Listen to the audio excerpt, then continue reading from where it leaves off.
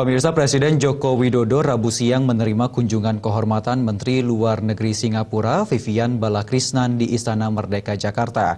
Kunjungan Menlu Singapura ini untuk membahas peningkatan kerjasama melalui investasi di berbagai sektor ekonomi seperti perdagangan dan juga pariwisata.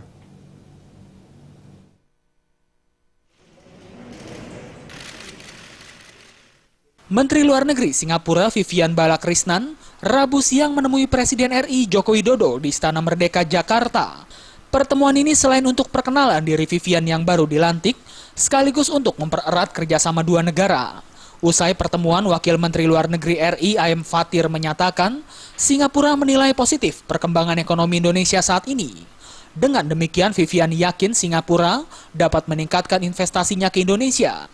Fathir mengungkapkan, nilai investasi Singapura ke Indonesia pada tahun 2016 ini mencapai 16 miliar US dollar, di mana pada tahun 2015 investasi senilai 3,8 miliar US dollar telah direalisasikan ke berbagai sektor ekonomi.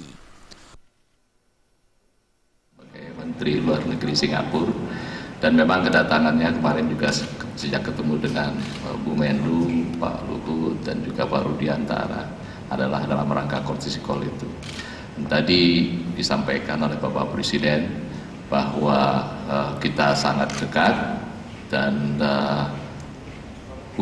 peningkatan hubungan dan kerjasama adalah sebuah keharusan.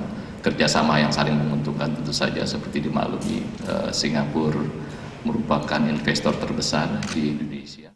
Singapura merupakan mitra kerja perdagangan kedua terbesar Indonesia setelah Tiongkok. Pada tahun 2014, total nilai perdagangan kedua negara mencapai 42 miliar US dollar pada 2014. Sementara di bidang investasi, Singapura adalah investor terbesar di Indonesia dengan realisasi mencapai 5,8 miliar US dollar pada 2014.